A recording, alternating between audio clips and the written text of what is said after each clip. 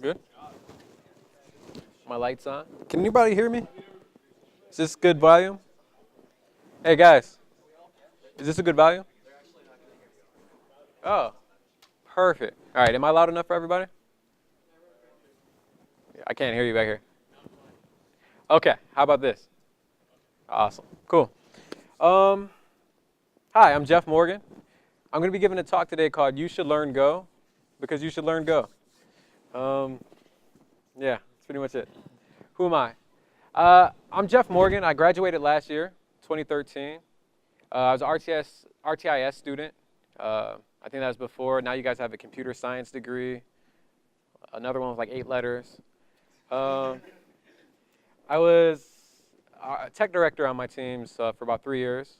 And that's where I really got to learn about software engineering, like practices of trying to maintain a code base across a year-long project of other people working on it, not just yourself. And that's where I started to learn things about like testing code and maybe even documenting it for other people occasionally. After DigiPen, I went on to Microsoft, where I worked on the HLSL Compiler for a year, until about 2 weeks ago, where I switched over to a secret Xbox One project I'm excited about. I can't really talk about. But I'm working on compilers and low-level things. That's really exciting. I would describe myself as a compiler and language enthusiast and a software engineer. And those things are kind of what led me to C++ and away from it, because if you love languages, you love C++ because C++ you can do anything in. Has anyone ever heard you say like you can do functional programming or object-oriented programming or generic programming? And anything in between you can do in C++. And that's great when you're trying to learn a concept. But the software engineer in me didn't like it so much because having to work, especially like at Microsoft or big companies where you're maintaining code over decades or 5 years across 10, 20, 30 people, it becomes really hard when everyone knows a different subset of the language. Some people use C++, some people use the newer versions like 11, 14. Some people still use just C. So it gets hard to keep up with. And that's why I'm a former C++ lover. Before we get into Go, which is the language I really want to talk about, I just want to say like kind of what to expect from this talk. So I really want to show principles as opposed to like telling details. It's a new language, but it's C-like. Go is really, really well documented, so I'm not going to explain like every nuance of the language in the spec, but I'll give a lot of references at the end if you guys want to go check something out. I'll be showing a lot of examples of different concepts, from threading to certain types of functions and things like that. But since it's about principles and more than details, I'm probably going to miss a few things. So we're stopped for questions every few minutes. And then I'll say something like, any questions? And that's a good time to ask questions. If I can answer them, I will, and if I can, I'm just going to ignore them. But I have an email, so we're good. And then the big takeaway I want to kind of impart, I guess, is that C++ is just one of many languages out there. It's just a tool for a job. And it's really, really powerful, but that power comes kind of at a cost. Maintenance nightmares, it gets bigger, a lot of complexity with C++. So a lot of times there's simpler solutions that maybe you can use in your everyday projects. And really, yeah, that's pretty much the one takeaway. So why this talk? Why learn, another language, or why learn Go? Having just graduated from DigiPen, I felt like I'm in a unique spot that, I've cleared that hurdle. I made it out. So yeah, good luck. But DigiPen's a great, great school. It gives us a lot of advantages. I got a great job because I went to DigiPen. But there were still you guys can take something away from and say, there's something in my hobby project or my work project or my school project that I can use or apply. So at first, I wanted to give a talk about fitness or finance because I wish I knew something about money before I got a lot of college debt here. But everyone's passionate here about programming, so I wanted to talk about that.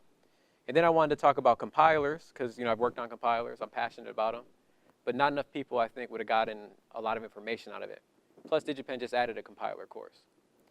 So I decided to talk about Go because I think it fills a gap that we don't have at DigiPen. There's not a ton of threading experience. There is a new threading class coming in.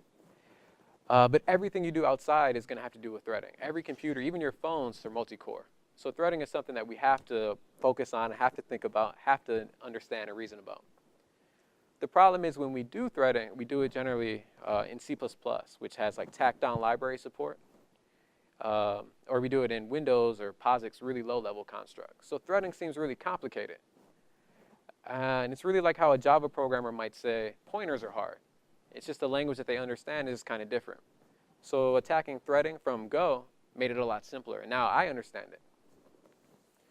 And the last thing is I wrote a game engine for this because this is a game school. I hadn't written one in a year. But I don't want to show it off because I feel like a lot of you guys are probably just better game programmers than me. But I use a lot of examples from it throughout here. Yeah, let's get started. So why Go? Go is a newish language developed in 2007 at Google. It's described as a systems language, and that means that you could supposedly write an operating system in it or do very low-level things in it and use it for everyday kind of programming. I don't know if I'd go as far as saying it's a systems programming language. I don't know if I'd write an operating system in it. But for me, it has replaced Python and C and C++ for a lot of my work. So getting into some of the topics I want to talk about here, why Go? So the differences between C++ and Go when you first start off and using it. I want to show how I code in Go a little bit. And I like Go a lot because it's modern. And I'll get into all these more as we go. So when I say that Go is a smart language, what I mean is that when I use Go, I learn a lot. I become a better programmer just by messing around with it. One of the first things I picked up was a testing technique because, again, software engineer. I like to test my code. I want to make sure that it works. And something I never heard of was table-driven tests, where you make a table of all your inputs, and then you test the outputs. And it's a really simple concept, but I never even thought about it. But having used Go, I saw it and I understood it, and now I can apply it right away. And I have a link at the end of this about that if you want to know more. Go is really, really interesting because it has a lot of powerful, simple tools surrounding the language. It's a tool-based language, and that gives it a lot of power. For example, this slide was written in one of their tools, and this is the actual slide you're looking at in text form. And you'll see that, if I look for play, here I'm using regular expressions to kind of look for things I want to show you guys. And it's really simple, and that's what makes it powerful. And that's the practice that I want to take into my own programming. And every time I look at Go in their standard library, that concept is prevalent throughout it. I learned a lot about threading using Go because they use a different style of threading. I'll show that a little bit later on. Has anyone heard of task-based threads? Yeah? Okay, so that's one model of threading, like task and octaves. Has anyone heard of like CSP-based threads, like Erlang, things like that? Okay, well that's what I'll be showing you this time. So it's kind of a different model of threading, and it makes it a lot easier and a lot simpler. Do you guys think threading is hard? Complicated? Yeah? It can be. But I think a lot of that isn't necessarily about the threading. It's about the languages we're using, the constructs. And that's why I like Go, because it made it simple. It made me understand threading. I like Go because it's fully open source, so you can go and look at all of it. You can go and contribute if you want to. And I like Go because it's documented. There's examples, and that makes it easy for me to pick it up. Go is also built to solve software engineering problems. So like writing tests, deploying your code. Go just has binaries. Have you ever heard of like DLL hell? Excuse my French. Yeah?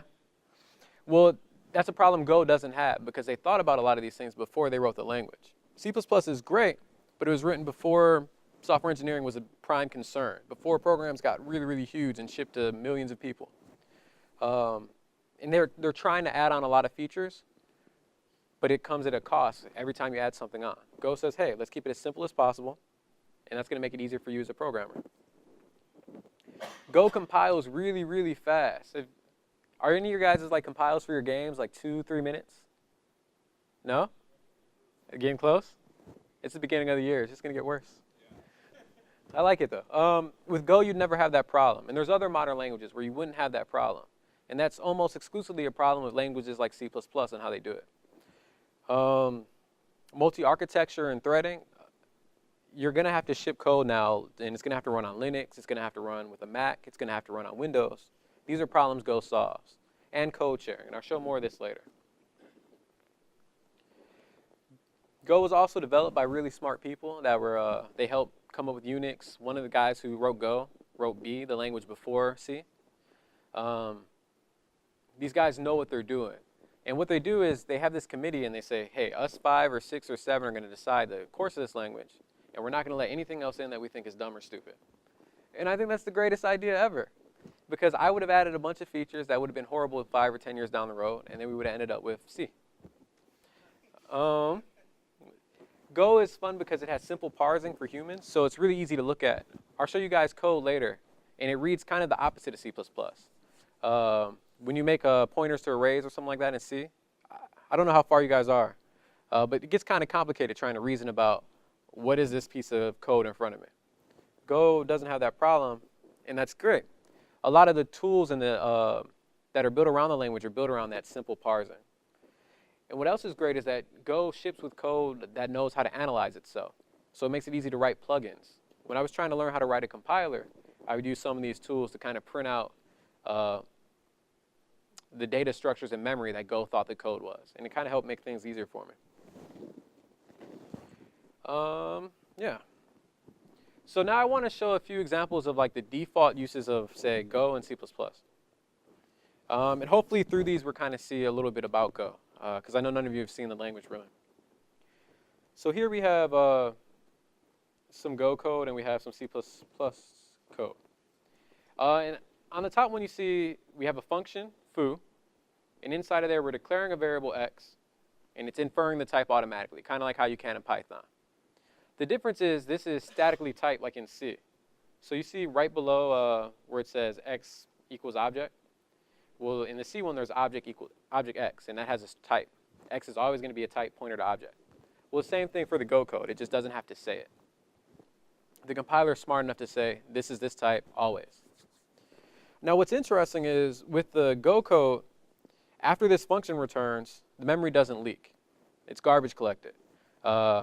So Go is smart enough to say, OK, you're either using this and we're keeping it around, or you're not, we're going to get rid of it. In the C++ code, that's a leak. I don't know if anyone's had to track down memory leaks throughout their game engine. That's pain, right? So right away, Go solves that problem. It comes at other costs. Real-time, garbage collected language are generally slower. And Go is slower than C++ by about 5 times. But I do believe that for most problems, that's not an issue. So now if you look at the bottom part of this slide, for Go, you have to opt into doing the bad behavior. So to get a leak, you have to say, I want an unsafe pointer. So it's a lot harder to do it. You have to like explicitly say, I want to mess up. With C++, it's the opposite for when you want to do the right thing or when you want to not get a memory leak.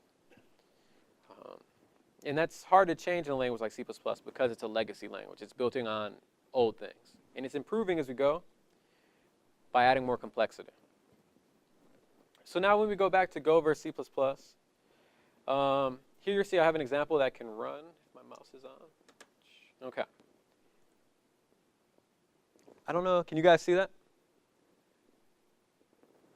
OK. Can you guys see that? OK, cool. Here what I did is I declared a pointer, or foo. It has a pointer to an int. So Go reads the opposite of C++. It's saying, I have a type. This type is called foo, and then what is it? It's a struct. So type foo is a struct. Here, type foo, the struct, has a data member px that's a pointer to an int, and another one that's an int. Does that make sense? Cool. So what happens now is when Go initializes an object, they're all default initialized to their 0 value. For a pointer, that's nil. For an int, it's 0. For a string, it's empty string. And there's other different types that have default values. So what happens here is when I print out the values, well, it kind of crashed because here I'm dereferencing. But now you'll see that pointer is nil and 0. And then dereferencing nil crashes. In C, you could write over memory, and it's undefined what happens. And you see that here. I don't actually run it. I'm not actually going to run any of the C++ examples. But they're all here on the slides.